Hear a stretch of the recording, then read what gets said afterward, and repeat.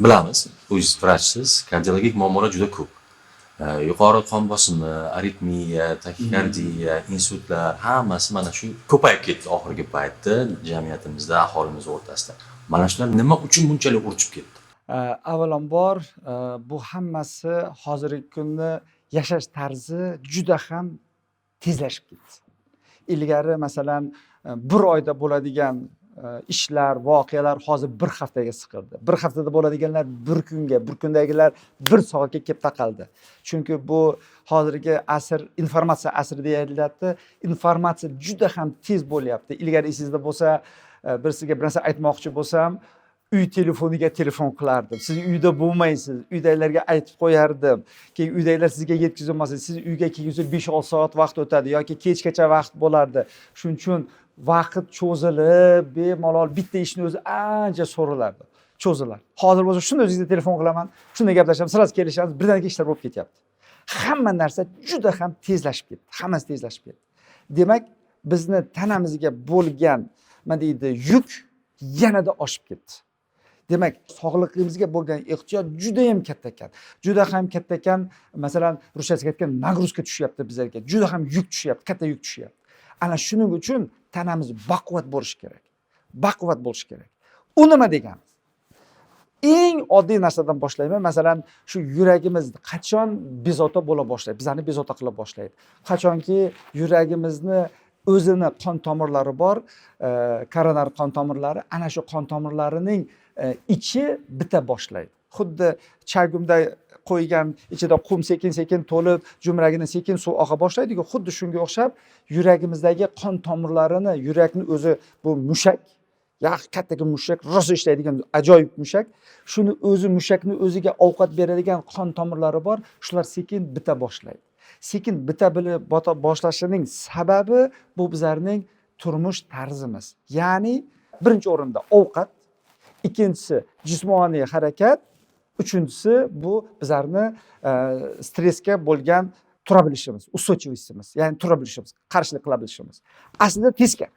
Birinchi bu bizlarni hayotimizdagi bo'lgan muammolarga nisbatan munosabatimiz, ikkinchisi ovqat, uchinchisi harakat. Yana qaytaraman. Demak, birinchisi stressga qarshiligimiz bizlarniki, ikkinchisi ovqat, uchinchisi bu harakatimiz. Qarang, 3-darajaga tushdi harakatimiz.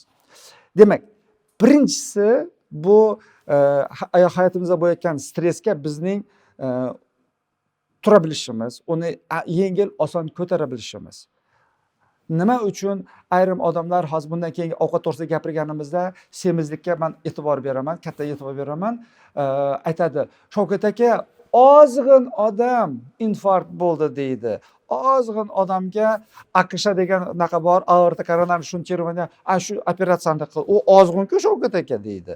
Lekin u odam hayotida bo'layotgan voqealarga, har xil sodir bo'layotgan narsalarga munosabati noto'g'ri. Munosabati noto'g'ri degani u nima degani? U stress holatiga tushadi. Stress holati degan so'z qon tomiri siqildi. Qon tomiri siqildimi, yurakka kislorod, ovqat yaxshi yetib kelmagandan keyin u bechora dod soladi, og'riq beradi. "O, xo'jayin, kallang ishlat, men o'lay deyapman" deydi. Stenokardiya, pristup bo'ladi. Shu vaqtda bizlar nitroglizin terimizga qo'yib yuboramiz yoki karvalol ichib yuboramiz, u narsa ichib yuboramiz. Ana shu vaqtda u bizlarga aytadi, "Oy, xo'jayin, to'xta, naqani munosabating to'g'ri qil, shukur qil" deydi shu narsaga deydi-da. "Yo'q, ablah nega shunday qildi" deb bu yana emotsionallik ko'tariladimi? Paq aytib infarkt ushlaydi. Keyin yuragini ushlab yotadi.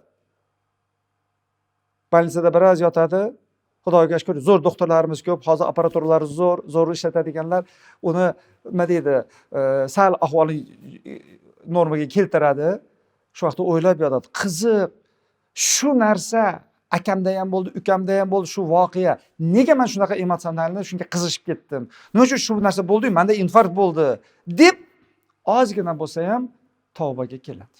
Bu birinchisi. Demak, Assalomu alaykum. 15-aprel kuni soat 17:00 da bizning markazimizda zalda, ya'ni offline tartibda birinchi tana va ong osti transformatsiya kursini boshlaymiz va u yerda sizni ko'pdan beri qiynab kelayotgan dardlaringizdan osongina ichki qudratingiz orqali qutulishni o'rganasiz. Bu juda ham mumkin narsa, faqat sizni o'zingiz chin qalbdan harakat qilib, hamma berilgan mashqlarni o'z vaqtida bajarsangiz, Xudo xohlasa yaxshi natijalar olasiz. Demak, 15 aprel soat 17:00 da Farhod bozorida joylashgan bizning markazimizda uchrashguncha sog' omon bo'linglar. Bizni stressga ustойчивостimiz, ya'ni stressga chidamligimiz. Aslida stressga chidamlik degan so'zni o'zi noto'g'ri. Nima uchun deganda, stressni o'zi aslida yondoshishimiz to'g'ri bo'lsa, stress yo'q. Keling, shuni ko'proq ochib ketamiz unda. Masalan, kelin-kuyov birinchi kursga kirdi, sevishganlar, uzoqdan bir oblastdan keldi, Toshkentga kelishdi, zo'r institutga kirdi, ikkalasi o'qishyapti, ota-onasi biladi, bir-birini sevishgan birinchi kursda, keyin ikkalasi ota-onasi gaplashdida, shu o'g'limizdan qizimizni uylantirib qo'ysak, ikkalasi birga borib kelishardi, erta birga turishardi, osonroq bo'larmidi deydi. Zo'r, to'g'ri keladi. Bularga aytsa, bularga ma'qul tushadi. Ikkalasini 18 yoshida uylantirib qo'yishdi. Общежитияda ikkalasi bir xonada turishibdi, kelin-kuyov bo'lib turib, ikkalasi kelishib oldi. Kelin, sal ehtiyot qiling o'zingizni, keling, farzandimizni institutni bitirgandan keyin, Xudo xohlasa 22 yoshda bo'lamiz, ana shunda farzand ko'ramiz. Xo'p, hozir o'qiylik, diplom olaylik deydi. Xo'p, bo'ladi xo'jayin deydi. Ikkalasi birinchi kursni yaqinlashyapti tamom qilishga. Bir kuni eri o'qishdan kelsa, ayoli o'tiribdi. Sal xafaroq. Ha, tinchlikmi ayol? Xotin desa, testlarini ko'rsatadi. Qarasa, homila bo'lib qolibdi. Er aytadi: "Nima qilib qo'yding? Axir kelishgandik-ku. Shoshmaymiz bu narsa bilan. Endi qanday yashaymiz? Bu общежитияda qanday yashaymiz? Ota-onamizni pul tarafidan qiynab qo'yamiz-ku" deb stressga tushadi. Endi bu o'qish qanaqa bo'ladi deb stressga tushadi. Ha? Bu bitta holat. Xuddi shuni o'zi ikkinchi holat. Xo'jayin keldi, student ayoli tester ko'rsatdi. Xo'jayin, men homila bo'lib qolibman deydi.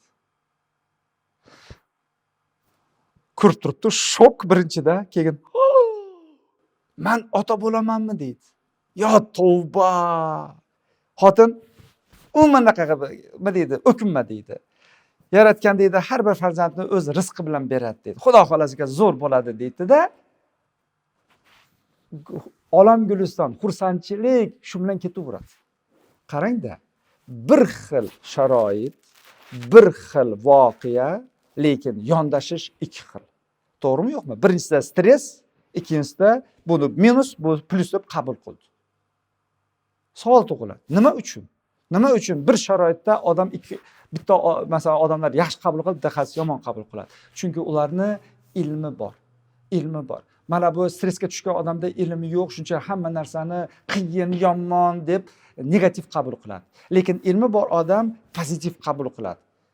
Chunki uni ilmi bor. Qanaqa ilmi bor? U biladi, toqatingdan ortig'ini bermayman degan. Shuning uchun biladiki, hayotda bo'lgan har bir narsani tagida hikmati bor. Hech narsa bekordan bekor bo'lmaydi. Bu aytgan narsa har bir narsa odamni saviyasini ko'tarish uchun, unga ilm berish uchun, uni ko'tarish uchun beriladi. Shuni bu biladi. Shuning uchun hamma narsa yaxshilikka deb uni yaxshilikka yoyib qabul qiladi. Buni qon tomiri siqilmaydi. Buni qon tomiri siqiladi. Mana hozir men 18 yoshlar haqida gapirdim. Lekin 48 yosh, 58 yoshdagi odamlar bor-ku, xuddi shunaqa. Har xil narsaga odamlar har xil reaksiya qiladi. Demak, bundan to'g'ridan to'g'ri xulosa chiqaramiz. Demak, qancha odamlarning ilmi past bo'lsa, shuncha dardga ko'p chalinadi. Shu yo'sinda yurak dardiga ham. Xuddi shunday ilmi qancha ziyoda bo'lsa, shuncha kam chalinadi. U ham chalinadi. Beayb Parvardigor. Hali bizlar hamma 100% ilmni o'rganmadik-ku. Shuning uchun qoqilamiz, so'qilamiz. 10 tadan, masalan, 9 ta bular qoqilsa, ilmi bor odamlar 10 tadan bitta, ikkita, 3 ta qoqiladi. Lekin ko'rdinglarmi? Qancha kam qoqilsa, qancha kam stressga tushsa, yurakdagi qon tomirlari shuncha kam siqiladi. Kam siqilgandan keyin kamroq shikastlanadi yuragi. Shuning uchun bularning yuragi yuragi ko'proqqa yetadi. Ularning yuragi kamroqqa yetadi. Shuning uchun bir narsaga yana amin bo'lyapmanki, qancha ilmi ziyoda bo'lsa, shuncha odamlar sokin bo'lib, stressga chidamli bo'ladi. 23 apreldan 30 aprelgacha Samarqand shahriga yaxshi bir dars tashkil qildik. U yerda to'g'ri ovqat, immunitet kuchaytirish uchun, ozish uchun, ikkinchisi bu ziyorat va albatta uchinchisi bu har kuni dars. Birgalikda dars bajaramiz. Tushlikkacha ziyorat, tushlikdan keyin dars va 3 mahal sog'liqni zo'r qiladigan ovqat. 23 apreldan 30 aprelgacha. Marhamat. Mana qarang, kimlar tez portlab ketadi? 1 yil turmush qurgan eri xotinmi yoki 40 yildan beri turmush qurgan eri xotinmi? Qaysi biri ko'proq urushadi? Yaqinda qurgan, to'g'rimi yo'qmi? Chunki ularning ilm darajasi juda ham past. Bir-birini tushunishmaydi, har birining o'zining dunyoqarashi bor, meniki to'g'ri edi, oniki to'g'ri deydi-da qiladi.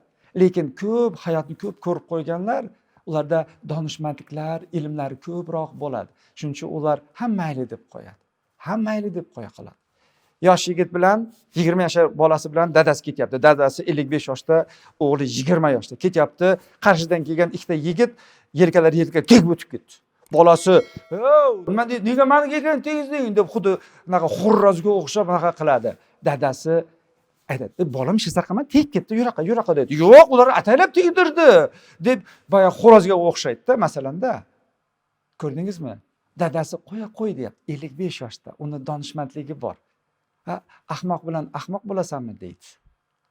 Bu ahmoqda hali 20 yasharda, naqasi yo'q hali. Yoqalashadi boya, qo'yib yuborsang yoqalashadi, to'polon qiladi, militsiyaga tushadi, shtraf to'laydi, chiqadi-da. Ertaga og'aylarga bor, "Voy, monday bo'ldi, bitta urdim, yiqitdim, bu mana bitta tepdi, mayda ko'rib qoldi" deb shu bilan maqtanadi. Aslida bu narsadan odam uyalishi kerak. Xuddi Malyovkaga bordik, 4 tamiz bir yashik aroq ichdik, bitta qo'yni yeb qo'ydik deganga o'xshagan narsa-da bu. Bu narsani aytilmaydi, bu narsadan aslida uyalish kerak. Lekin bir vaqtlar bo'lgan, odamlar shuni aytib, havas qilgan, to'yimga shuncha yashik aroq qo'ydim degan narsalar vaqtlar bo'lgan, Xudoga shukr, bu vaqtlar o'tib ketyapti, Xudoga shukr. Shuning uchun hayotimizda bo'layotgan narsaga nisbatan qanchalik ilmimiz haqiqatga yaqin bo'lsa, shuncha kam emotsional unga reaksiya qilamiz. Bu degan so'z ichimizdagi qon tomirlarni muvozanat holatda ushlab turamiz, sog'lom holatda ushlab turamiz va yurak dardi shuncha kam bizni bezovta qiladi yoki umuman bezovta qilmaydi. Endi qarang, mana o'tgan safargi mavzuda aytdik, unda ham stressga to'g'riladingiz. Mana stress bo'lgan paytda qalb osmon bezida muammo, stress bo'lgan paytda bel grujasida muammo, stress bo'lgan paytda urologik muammo, ginekologik muammo, stress bo'lganda bitta bolada oshqozonda muammo paydo bo'lgan, ichakda muammo paydo 10 yashar bola. 10 yashar bola. Nimaga stress bunchalik keng qamrovda ta'sir qiladi insonlarga? Juda ham yaxshi savol, rahmat sizga. Qarangda, stressning sababi hayotimizda bo'layotgan voqealar, vaziyatlar. Demak, shu vaziyatga bizning munosabatimiz to'g'ri bo'lsa, stress bo'lmaydi. Agar munosabatimiz noto'g'ri bo'lsa, stress bo'ladi. Demak, atrofimizdagi hamma bo'layotgan narsalar bu bizning hayotimiz. Bizning yondashishimiz esa bizning ilm darajamizdan kelib chiqadi. Bizning ilm darajamiz esa bizning hayotimizning yashash maqsadidan kelib chiqadi. Chunki yashashdan maqsad ilmimizni ziyoda qilish. Ilmimizni ziyoda qilib, butun borliqni bizlar uchun yaratib qo'ygan ozgina bo'lsa ham tushunishga yaqinlashish. Faqat shu. Endi, demak, butun atrofimizda bo'layotgan hamma narsani uni yaratganni uni bergan-ku, axir barg qimirlamaydi, uning izmisiz. Demak, bizning yondashishimiz noto'g'ri bo'lsa, bizning qon tomir siqib, bizlar azobda qolamiz. Bu degani so'z bizga bu belgi. Men bergan narsamga noto'g'ri munosabatda bo'lyapsan degan belgisi. Bu kattakan, nima deydi, bizlar uchun bu nima deydi, sovg'a aslida. Ya'ni bizlarni yo'ldan chiqib ketganimizga bizga urg'u beryapti. Oynanoy, to'xta, qaytib kel deyapti. Bu yoqda chuqur bor, jar bor, suv bor, tushib ketasan, yomon bo'lasan deb xuddi bizlarni ota-onamiz qaytarganday bizlarni qaytaryapti to'g'ri yo'lga. Shuning uchun juda ham zo'r savol berdingiz. Bo'layotgan narsa juda ham anaqa bizlarniki stress agar qilsak, stressning alomati yurak, buyrak, bu hamma narsada. Shuning uchun odamning qaysi tarafi zaif bo'lsa, shu tarafdan birinchi bo'lib sezadi. Qopga solsak, qopni eng nozik yeridan teshib chiqqaniday, bug'doy xuddi shunday odamning eng nozik tarafi birinchi bo'lib o'z haqida bildiradi. Shuning uchun aslida stress bu yomon narsa emas, juda ham zo'r narsa. Ya'ni bizga bizning zaif tarafimizni ko'rsatadi, noto'g'ri munosabatda ekanligimizni bizga isbot qilib beradi, bizga ilm beryapti. To'xta, ko'zingni kattaroq och deb.